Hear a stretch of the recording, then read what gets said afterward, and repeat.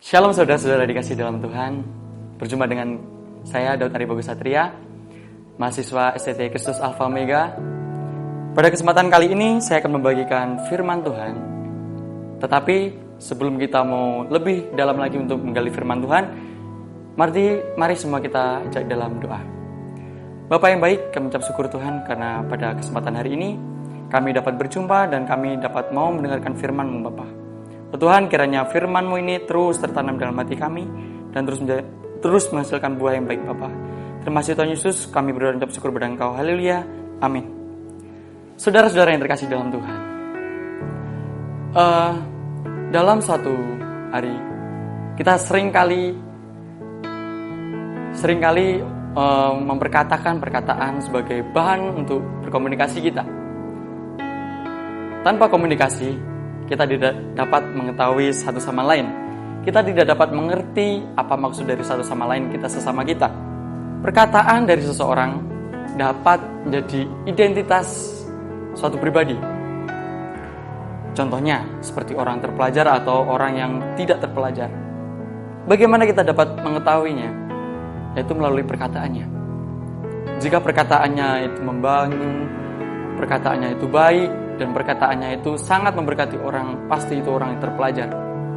Dan orang yang perkataannya kotor, perkataannya yang tidak mendidik, dan perkataannya yang tidak baik, itu adalah orang yang tidak terpelajar. Seperti halnya, kalau kita membandingkannya antara orang terpelajar dan perkataannya adalah kita melihat dari strata pendidikannya.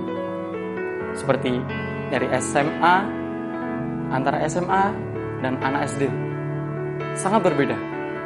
Antara anak perkuliahan dan orang-orang di pasar dan orang-orang di jalanan semua pasti berbeda.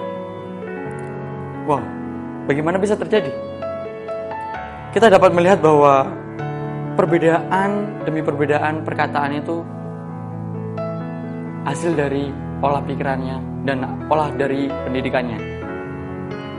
Mari kita bersama-sama belajar pada kesempatan hari ini bagaimana kita mempergunakan perkataan kita. Sebagai orang Kristen, hendaklah kita menjadi berkat bagi banyak orang. Sebagai orang Kristen, kiranya perkataan kita membangun sesama kita, tidak seperti orang-orang di jalan sana yang saling mencibir dan lain sebagainya, dan membuang perkataan dengan sia-sia. Di dalam Amsal 13 ayat 3 mengatakan bahwa siapa menjaga mulutnya memelihara nyawanya, tetapi siapa yang lebar bibir akan ditimpa kebinasaan. Dalam ayat tersebut sangat jelas berkata bahwa perkataan mempengaruhi kehidupan. Jika kita menjaga perkataan kita, maka nyawa kita akan terjamin. Tetapi kalau kita mempergunakan perkataan kita dengan sia-sia dan tidak membangun orang, maka kematian ada di dalam tangan kita. Bagaimana sih kita mempergunakan perkataan kita dengan bijak? Yang pertama adalah menjaga pergaulan kita. Di dalam 1 Korintus 15 ayat 13 berkata demikian, janganlah kamu sesat, pergaulan yang buruk merusak kebiasaan yang baik. Nah, poin ini mengajarkan kepada kita bahwa kita harus menjaga diri kita, menjaga pergaulan kita, menjaga hubungan kita kepada orang lain. Jika kita tidak bisa menjaga pergaulan kita dengan baik, dan bahkan kita ikut-ikutan melakukan hal yang tidak baik di dalam perkataan kita ikut orang lain melakukan hal yang salah, otomatis sudah dipastikan bahwa kita juga ikut-ikutan melakukan hal yang tidak benar. Ada ilustrasi bahwa jika kita bergaul dengan seorang penjual parfum, maka kita akan ikut-ikutan wangi. Tetapi kalau kita bergaul dengan orang-orang pemungut sampah, mohon maaf, seperti hal yang tersebut, maka kita akan tercium bau yang tidak sedap. Mengapa kita harus menjaga perkataan kita? Mengapa kita harus menjaga pergaulan kita? Amsal mengatakan, ada teman yang mendatangkan kecelakaan, tetapi ada juga sahabat yang lebih karib daripada seorang saudara. Kita sebagai anak-anak Allah sebaiknya menjaga pergaulan kita terhadap dunia ini. Karena kita memang diciptakan untuk menerangi dunia, bukan malah ikut-ikutan menggelapkan dunia yang gelap ini. Tuhan Yesus mengatakan bahwa kamu adalah terang dunia. Kota di atas gunung tidak akan terlihat kalau kota itu tidak ada cahaya. Kota yang terang di atas gunung pasti terlihat dimanapun kota itu berada. Karena terang itu terpancar dari kota itu dan menyinari sekelilingnya. Hendaklah kita mengerti hal ini, saudara-saudara, agar kita tidak salah dalam melangkah dan kita berhati-hati dalam pergaulan kita. Kalau bisa kita menjadi terang bagi teman-teman kita, menjadi terang bagi orang-orang di sekitar kita. Lebih baik kita menjadi teman karib yang membawa ke dalam hal yang baik daripada menjadi teman saudara yang baik yang membawa ke dalam hal yang buruk. Poin yang kedua mengatakan tentang mengekang lidah kita. Di dalam 1 Yakobus 26 mengatakan bahwa jikalau ada seseorang menganggap dirinya beribadah tetapi tidak mengekang lidahnya, ia menipu dirinya sendiri, maka sia-sialah ibadahnya. Poin yang kedua ini mengajarkan bahwa jika kita tidak mengekang perkataan kita, menahan diri kita untuk memperkatakan hal yang sia-sia. Kalau kita tidak menahan diri kita untuk melakukan hal yang sia-sia, maka sia-sialah ibadah kita. Gak ada gunanya. Kita beribadah sering, kita berdoa sering, tetapi kalau kita memperkata-kataan yang kotor, menjatuhkan orang, mencibir orang, merendahkan orang, sia-sialah ibadah kita. Seperti Yakobus mengatakan seperti itu. Di dalam Lukas pasal yang ke-6 ayat 45. Orang yang baik mengeluarkan barang yang baik dari perbendaharaan hatinya. Orang yang jahat mengeluarkan barang yang jahat dari perbendaharaan hatinya. Karena yang diucapkan mulutnya meluap dari hatinya. Seperti yang dikatakan Yakobus di dalam Alkitab kita. Hai saudara-saudara, ingatlah hal ini. Setiap orang hendaklah cepat untuk mendengar, tetapi lambat untuk berkata-kata, dan juga lambat untuk marah. Nah, yang terjadi adalah yang sering terjadi di dalam kehidupan kita. Kita tidak sering mempergunakan pendengaran kita dengan baik, tetapi kita cepat untuk mengomong, kita lebih cepat untuk meresponi dengan perkataan kita, dan kita lebih suka tidak mendengarkan perkataan orang lain. Kita membantah, kita menganggap orang itu soklah inilah saat kita dinasihati. Itu adalah satu langkah menuju kehancuran saudara. Mari saudara-saudara kita belajar bagaimana kita mengekang perkataan kita. Jangan sampai perkataan kita menjadi batu sandungan kepada orang lain. Hendaklah perkataan kita menjadi berkat kemanapun kita berada. Karena kita adalah anak-anak Allah. Kita adalah anak Allah yang maha kuasa, yang dikasihi oleh Allah. Hendaklah orang melihat kita seperti melihat Tuhan ada dalam diri kita. Yang ketiga adalah memperkatakan perkataan berkat.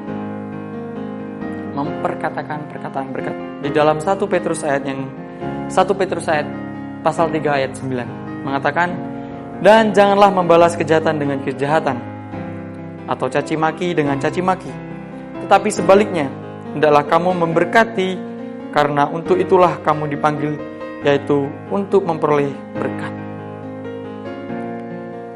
Kalau kita mau lebih jujur lagi teman-teman, lebih gampang mana? Kita memberkati orang dengan perkataan kita atau mengutuki orang dengan perkataan kita? Kita mari meresponi firman ini. Kita mengoreksi diri kita masing-masing. Yang paling gampang adalah kita mengutuk orang daripada kita memberkati orang. So simple. Nah, di poin ini kita belajar bagaimana kita mempergunakan mulut kita untuk memberkati orang. Dan jangan lagi mempergunakan mulut kita untuk memuji Tuhan. Tetapi setelah memuji Tuhan, kita bertemu dengan kawan kita, orang lain. Kita mengejek dia, kita mengolok dia. Itu seperti di dalam Yakobus 3 ayat 10. Dari mulut yang sama mengeluarkan perkataan berkat dan kutuk. Itu sia-sia, teman-teman. Saya mengatakan bahwa itu sia-sia. Jangan sampai di mulut yang sama kita mengeluarkan berkat dan kutuk. Maka itu semua sia-sia. Hendaklah kita boleh menjadi saluran berkat melalui perkataan kita. Memperkatakan perkataan yang berkat. Memperkatakan perkataan yang baik. Seperti sekarang ini, wabah terjadi di Indonesia. COVID-19 melanda. Kalau kita memang benar-benar di dalam Tuhan, pasti kita memperkatakan perkataan yang baik. Memperkatakan bahwa COVID ini ada maksud Tuhan untuk kehidupan kita. Bukan malah COVID ini hukuman Tuhan berikan. Tuhan kemana? Kita mempertanyakan kemana Tuhan daripada kita meresponi diri kita sendiri.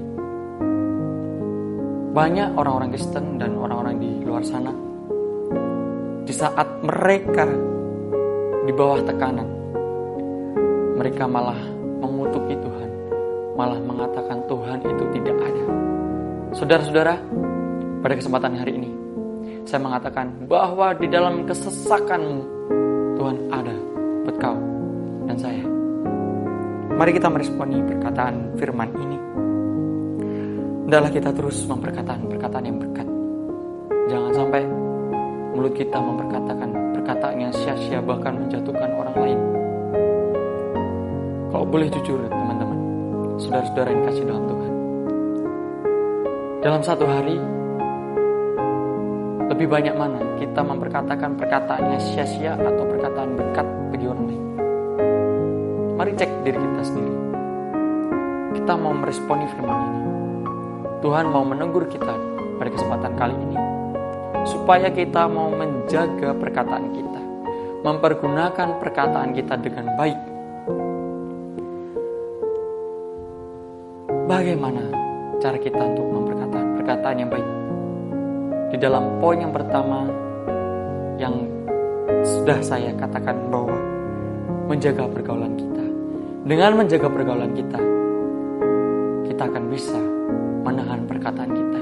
Yang kedua, mengekang lidah kita. Di saat kita sudah menjaga pergaulan kita, kita harus mengekang lidah kita. Jangan sampai kita terjerumus, malah kita membawa teman-teman kita ke dalam hal yang gak baik. Yang ketiga adalah memperkatakan perkataan berkat. Mari kita meresponi firman ini. Bagaimana kita memperkatakan perkataan yang baik dan bijak, pertama dalam menjaga perkataan. Yang kedua, mengekang lidah kita. Dan yang ketiga, memperkatakan perkataan berkat. Puji nama Tuhan, kiranya firman ini memberkati saudara dan saya. Kiranya firman ini terus tertanam dalam diri saudara. Tuhan Yesus memberkati. Shalom.